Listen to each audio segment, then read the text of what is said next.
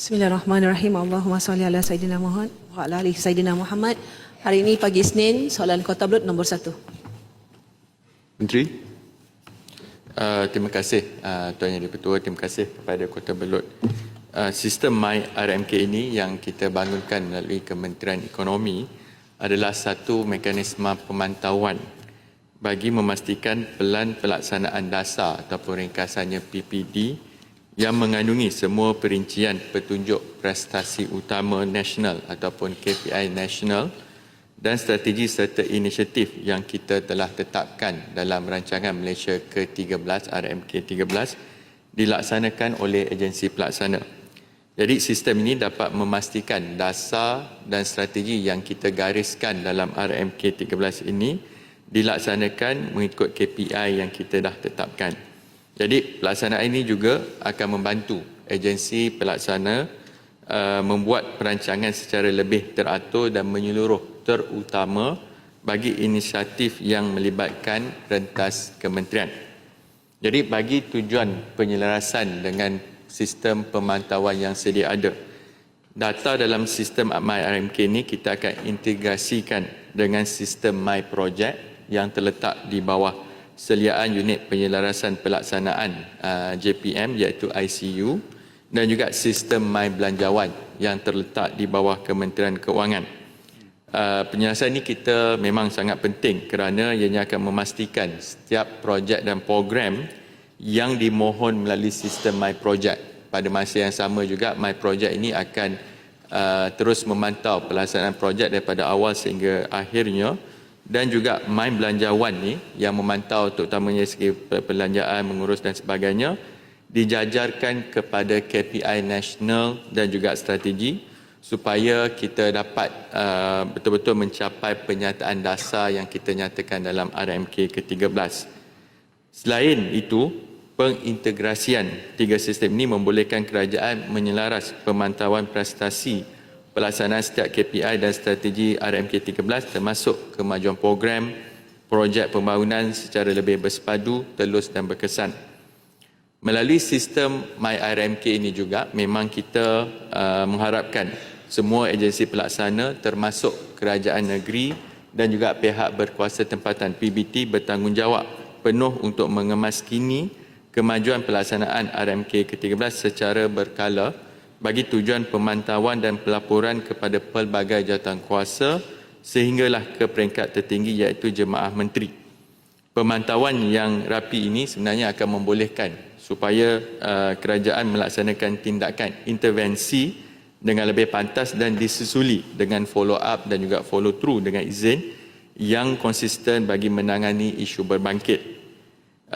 Jadi kelewatan dalam memulakan atau menyiapkan sesuatu projek dipantau khusus melalui MyProject yang turut dilaporkan secara berkala kepada Jemaah Menteri.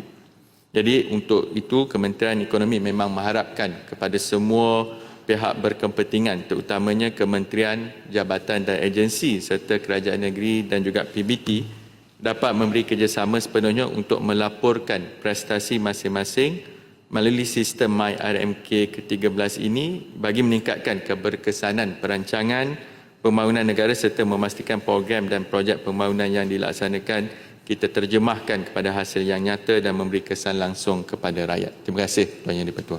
Kota Belud. Terima kasih Tuan Yang Di-Pertua.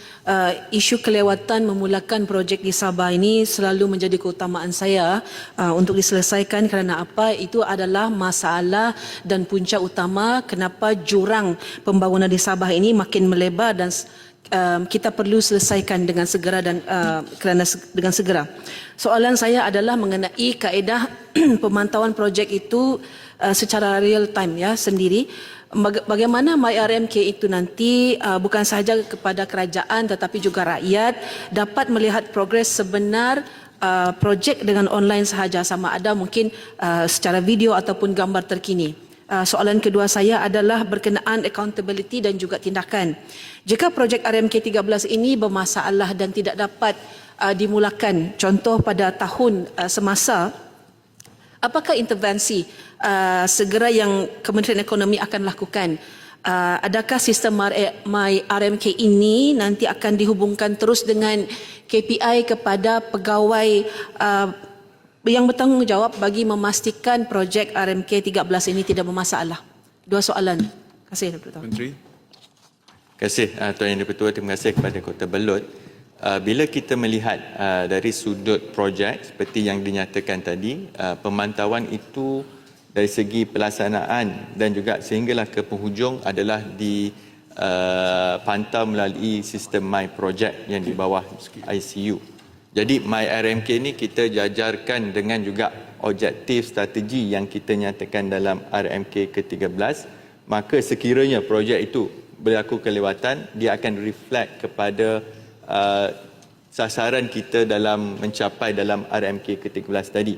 Maka sebab itu bila kita memantau bagaimana untuk kita melaporkan kepada rakyat mengenai progres kita dalam memenuhi sasaran MyRMK ke-13, sememangnya hasratnya adalah supaya pelaporan yang kita terima ni dapat diterbitkan secara berkala di dashboard website RMK ke-13. Sasarannya kita nak mulakan pada suku ketiga supaya dalam tempoh 5 tahun ini kita dapat lihat bagaimana pencapaian terhadap strategi ataupun objektif yang kita tetapkan dalam RMK ke-13.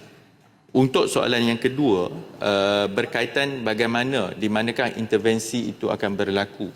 Jadi di peringkat kerajaan, apabila kita mempunyai sistem MyRMK, antara ruang yang utama kita ada adalah satu adalah jawatankuasa kumpulan kerja teknikal dan yang kedua jawatankuasa kumpulan perancang antara agensi.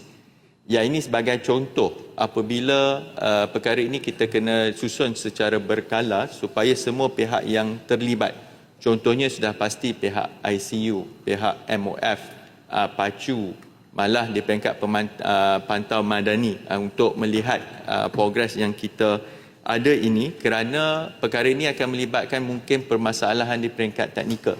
Maka sebab itu tujuan sistem ini juga bukan sekadar pelaporan, ianya juga boleh diperincikan dari segi di mana intervensi itu boleh berlaku. Manakala kalau di peringkat yang lebih tinggi, sudah pasti prestasi ini akan dilaporkan kepada Jawatankuasa Perancang Pembangunan Negara dan juga Majlis Tindakan Ekonomi Negara, yang mana Jawatankuasa tadi KSN yang pengusikan, manakala M10 ini oleh Yang Amat Berhormat Perdana Menteri sendiri, supaya perkara itu juga kita ketahui dengan lebih menyeluruh. Maka sebab itu melalui kaedah sistem semata-mata tidak mencukupi kalau tidak kaitkan secara langsung dengan jawatankuasa yang mempunyai ruang ataupun keupayaan melakukan intervensi yang sepatutnya. Terima kasih Tuan Yang di-Pertua.